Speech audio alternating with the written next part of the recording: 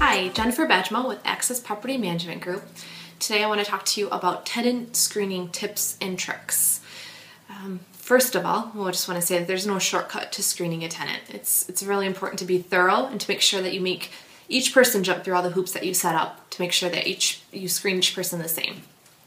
And that leads us into fair housing.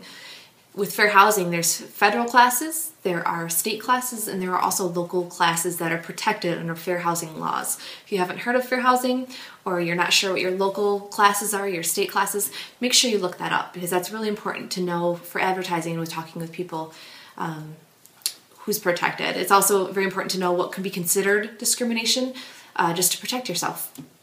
The most important part with that is just treat everybody the same.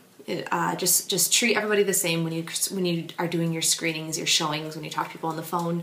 Make sure that's all the same.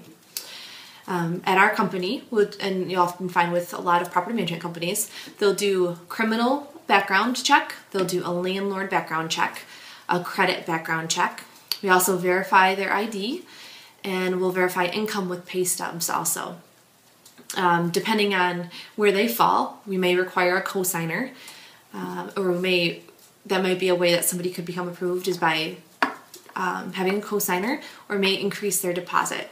Those are some different ways depending on what criteria is good or which criteria is bad.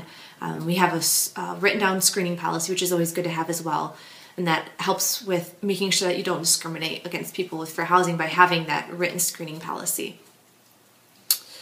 And then just the final point I want to make here is don't just follow your gut.